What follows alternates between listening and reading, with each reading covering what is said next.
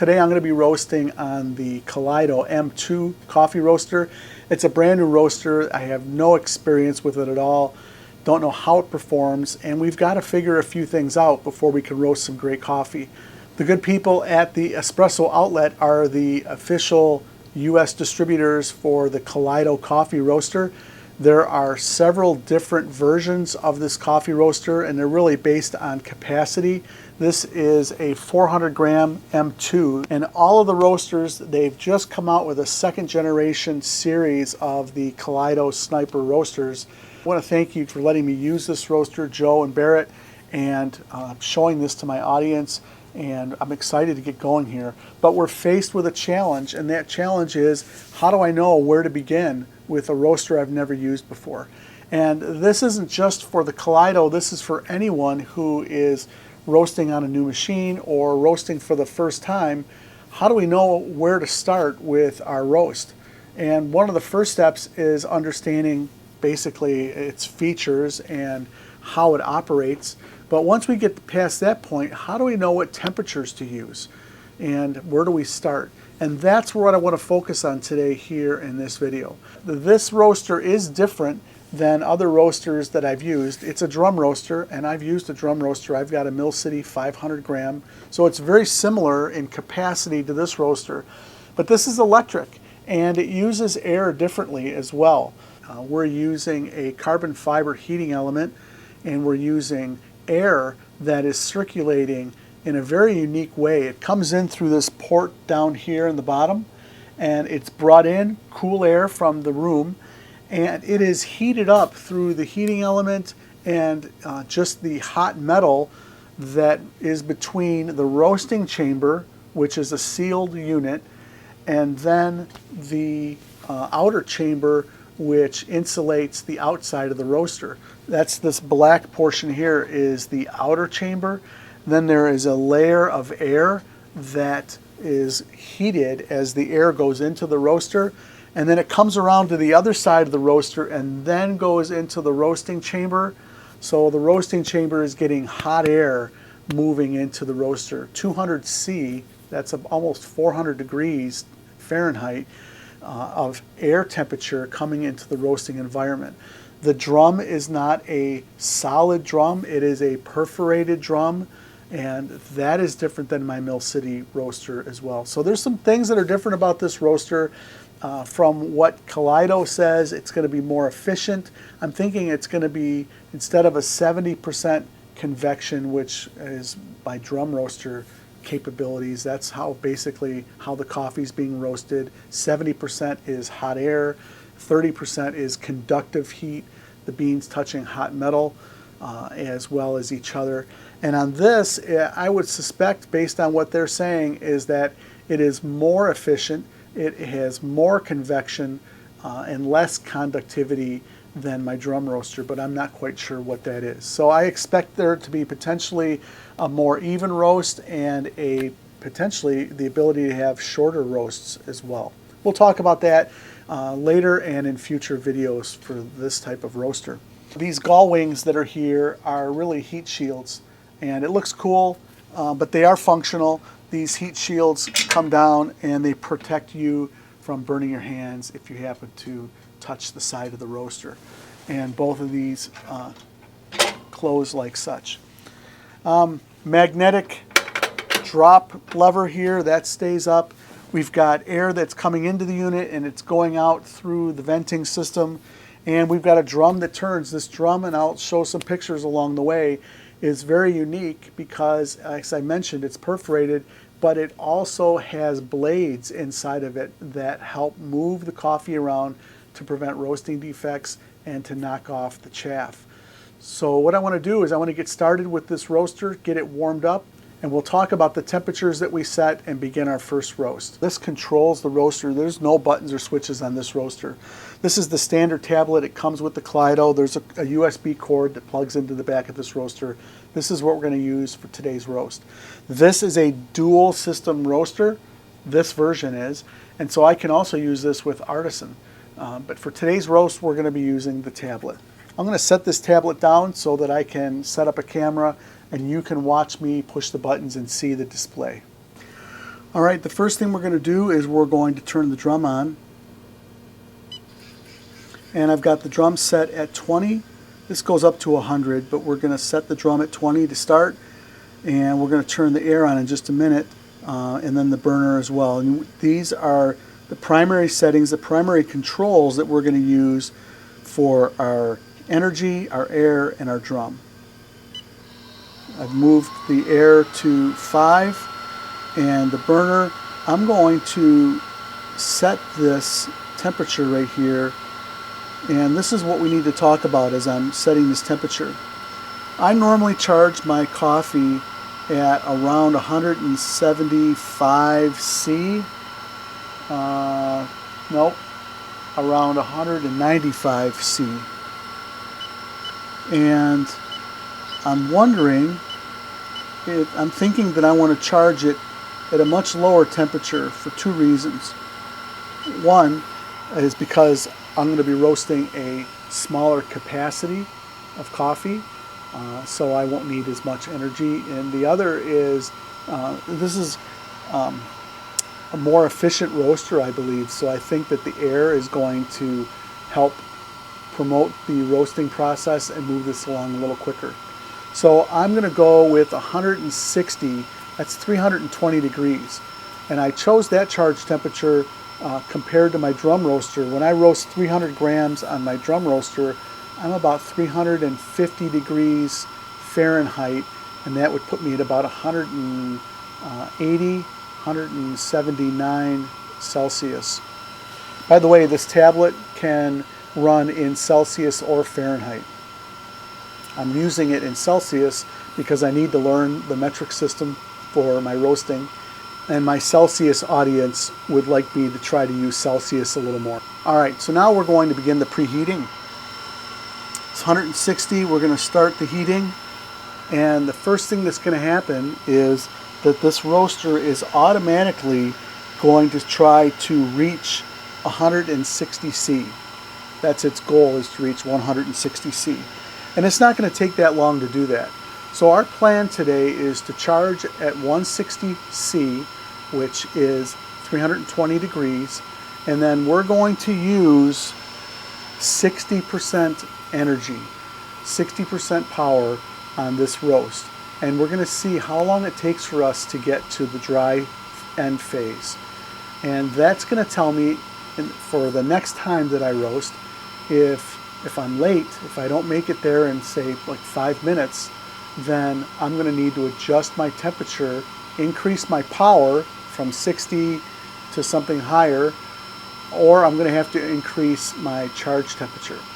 So right now I'm kind of taking a guess at what I should start with, and then based on this first experience, I'll make adjustments on the second roast. The same thing would be if it's too hot, then I would need to lower my temperatures at charge and or lower my power setting so that I don't get to dry end too quickly. I think on this roaster, a dry phase that's 4 to 5 minutes is completely acceptable for this kind of roaster. Let's talk about this graph that we're seeing here.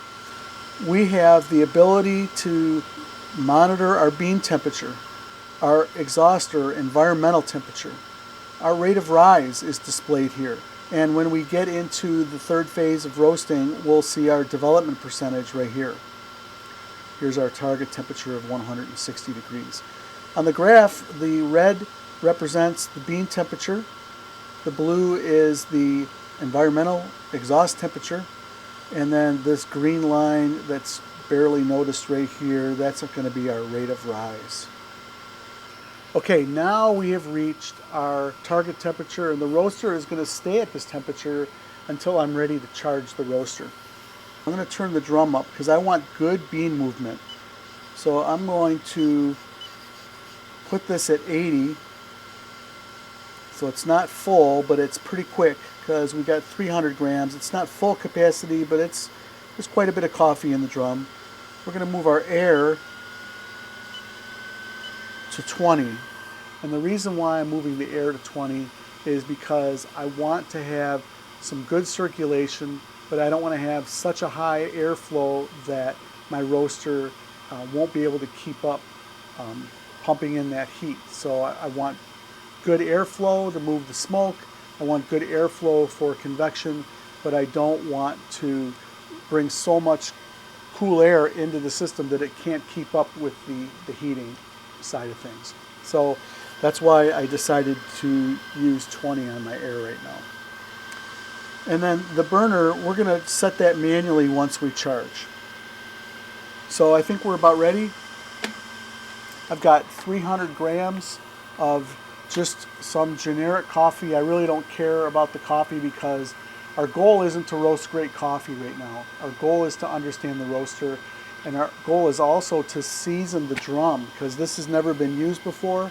I want the oils from this coffee to get all over the inside of the drum and to season the drum. This isn't something that Kaleido has told me to do. This is something that I learned from Mill City when I first got my 500 gram roaster, and they recommended to do 3 to 5 seasoning roasts. And so my plan is to do several seasoning roasts on this machine as well. And it'll give me a chance to understand how the machine operates and to be able to kind of figure out my temperatures like we're doing here.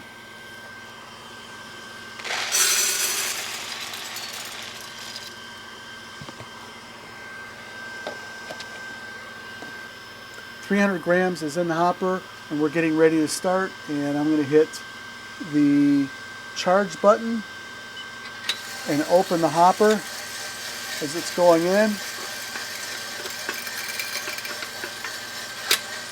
All right, all the beans are in. And we're going to turn the burner up to 60. Burner's at 60. We should see that blue line start to go upward. That's an immediate indication that we do have good heat beginning. And there it is. It's already stopped its descent and it's on its way up. So we'll see the ET number right here start to increase.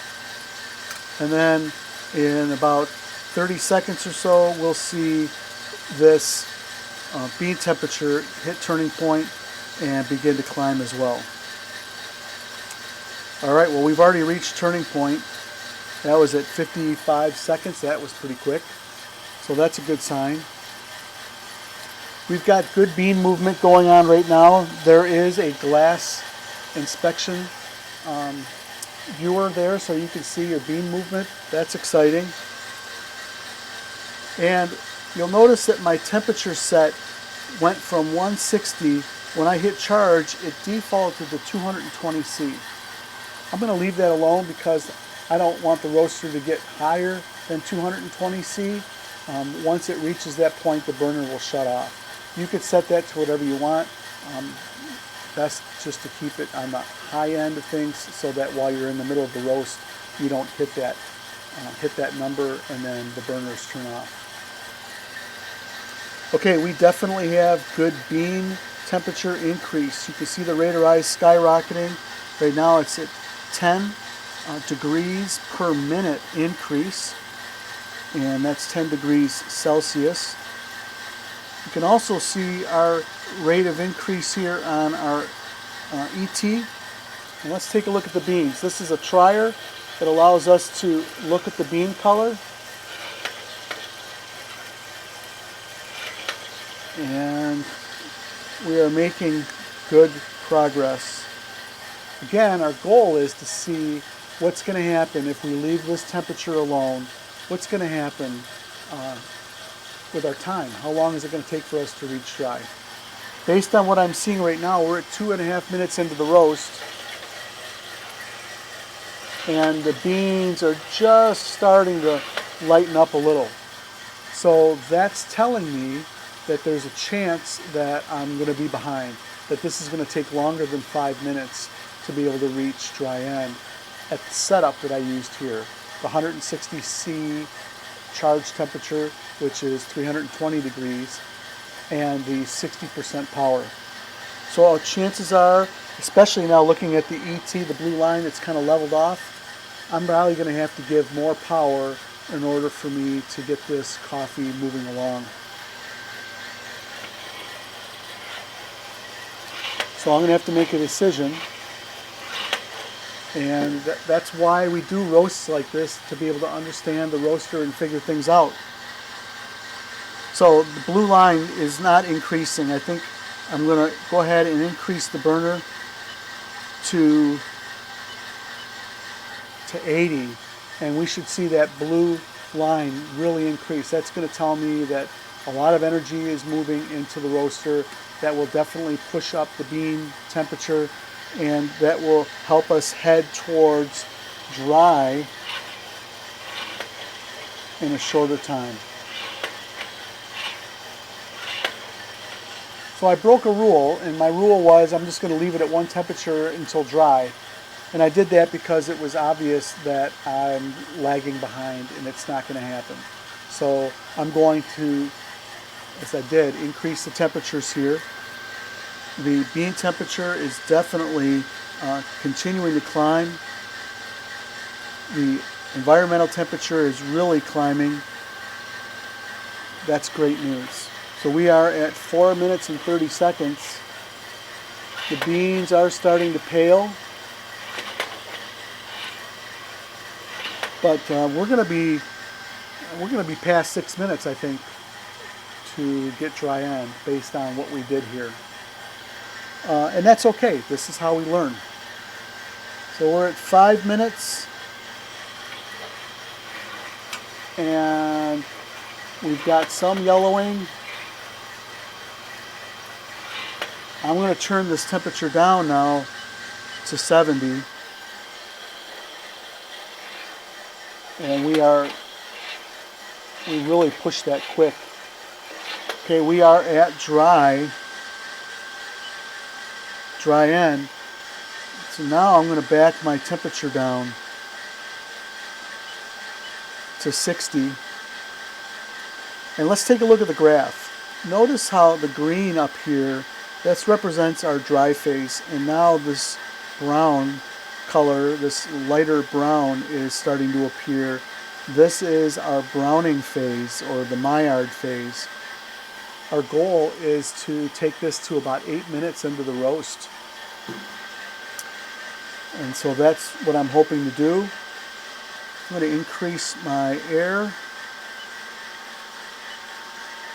We've got plenty of heat now, so I want to circulate more of that heat and promote the convection style roasting.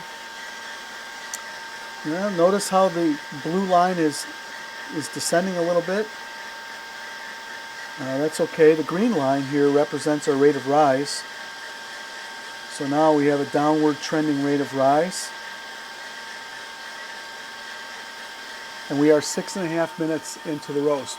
So I hit dry end around 5:15. That's not too bad. I really poured on the coals at 80% power there for just a little bit. We're at 169°C right now, which puts us at about 337 degrees. So we're well into the browning phase now. The coffee is really browned. We're going to hit first crack earlier than I want. So I'm going to turn down the heat to 55 and increase the air to 35, and I'm going to leave it there until we hit first crack. One of the things that was different for me is the way that the temperatures are being represented here on this graph. The temperatures they seem lower, and especially even the blue line, you can see what's happening now. The blue line has actually crossed over the red line. That almost never happens on my other drum roaster. So this is something different for me, and I'll eventually learn why that is, and maybe if it's good or if it's bad with this roaster. Okay, first crack is just starting. I had 3 outliers. Yep. All right, so there's first crack. First crack at 8:15. I'm going to turn my air up one more. Turn my temperature down one more. I'm at 50. Now, when we get into this cooling mode here in just a couple minutes, the fan's going to get loud. You might not be able to hear me. This is a very powerful fan. I did some tests with the controls before we did this roast. Very powerful fan. All right, look at the rate of rise. That's a nice descending rate of rise. This is not bad at all. I'm very impressed with this. We've really got a rolling crack, so I am going to slow this down even more. I'm going to slow it down to 40, and I'm going to increase to 45. We're going to go all the way through first crack. First crack is going to end, and then second crack is going to begin, and then after it begins, we'll let it go for just a little bit, and then end the roast. There is going to be some smoke here because we're going into second crack. Nice descending rate of rise, 3.2, 3.0 on our rate of rise. Okay, first crack has pretty much ended. So I've marked that, and first crack is going to begin here in just a second. We are at 194, which is 380 degrees Fahrenheit. I'm going to kick the burner up just a tad. I don't need to do that. I'm going to leave the burner alone. All right, so normally I would be dropping the coffee by now, but we're going to take this to the next level with second crack.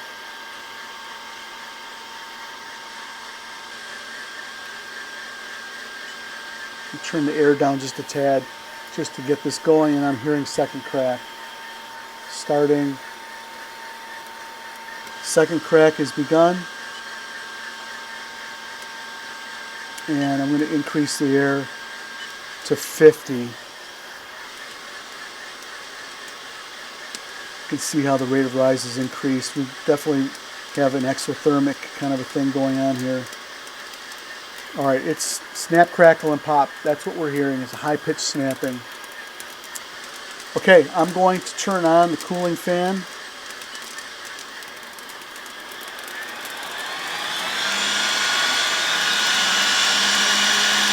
And I'm going to drop the coffee at 12 minutes.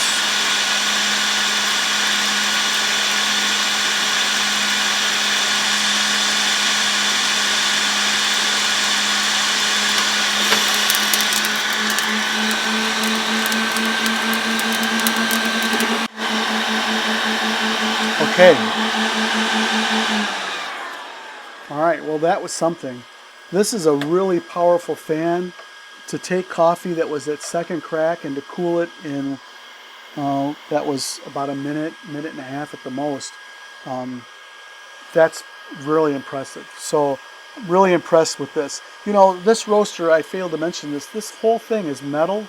It's stainless steel. So it's stainless steel and aluminum are the two primary components, assembly components. I don't know if there's any plastic at all other than this little gripper right here. I think the rest of this machine, other than the wiring, of course, and the circuit board, is all metal. So, and it's a precision-made roaster. So far I'm really impressed. So let's talk about what happened with my roast. I knew I was falling behind, so I made adjustments to it.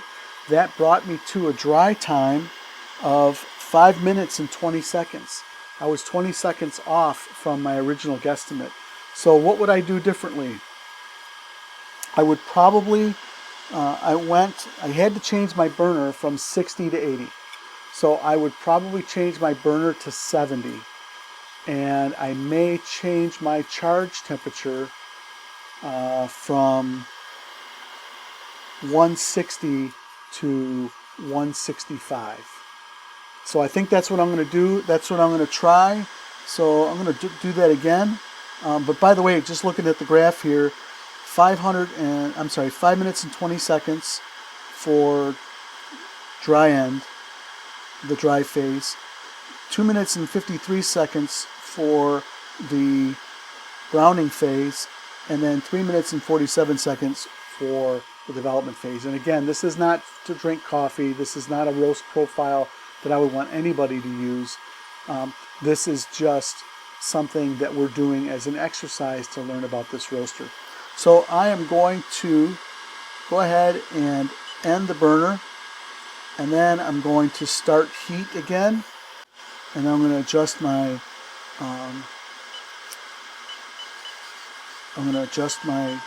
settings back to where they were before. And right now the roaster is warming back up from 148 bean temperature to, we're going to do 165. All right, we'll do 165, and the roaster is already at 165°C right now. That puts us at 329 degrees. So we're about almost 10 degrees warmer on our charge temperature. That's a good thing. And then we're going to use the power setting of 70. Before we do any of this, we're going to empty the chaff tray. Always do that. Always empty the chaff tray on this roaster after every roast.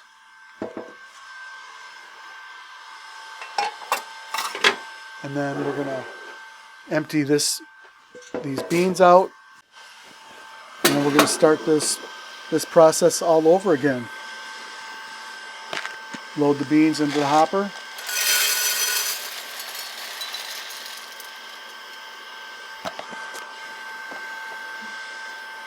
And we're going to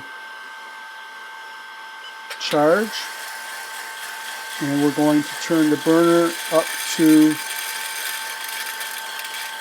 65, 70.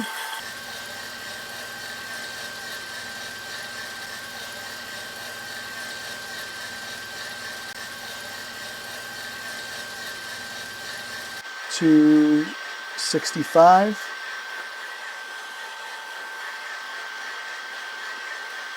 I'm going to back it down to 60. Why? Because I can, and because it's the right thing to do. Our goal is to try to hit 5 minutes. All right, we've got a nice descending rate of rise. We're at 4.5 minutes. We are almost at dry. I don't want to see any green. All right, and that is dry end.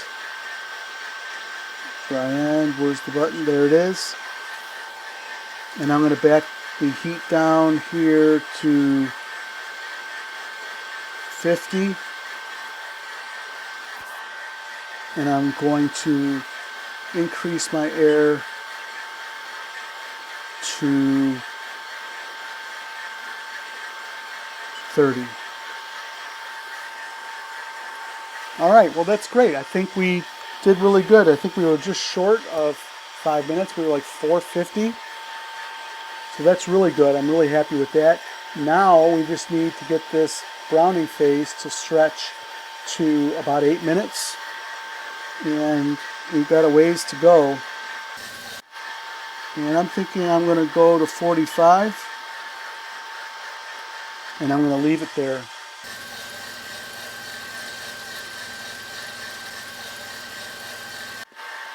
And there is a pop.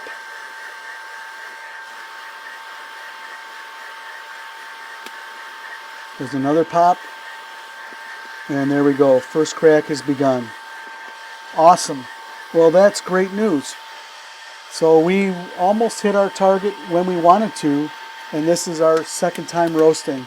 This is a really easy roaster to use once you kind of understand what the controls do. We got a nice rolling first crack, and I'm going to let this go because I want to get us into second crack and get this roast ended. But that is awesome. Very happy. You can see here on the graph how the browning phase has ended, and now we're in the development phase, and we're at 6.5% development. Our bean temperature is 190 right now. Celsius puts it at 374 degrees Fahrenheit. Maybe a little bit more convection will help.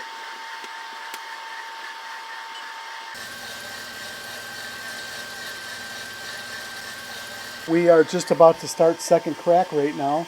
Very impressed with the way that this roaster has performed.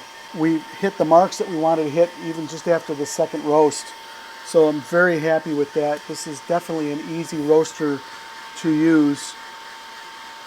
Second crack is beginning right now. We're at 210 C. That puts us at 410 degrees Fahrenheit. I'm going to increase the air to 50, and I'm going to go ahead and get ready to hit the cooling button.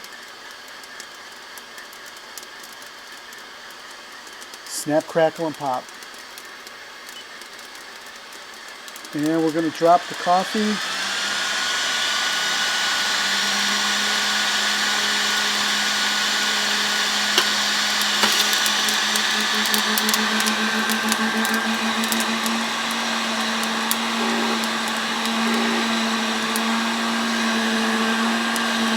The air is pulling in from these holes and it's moving through the beans.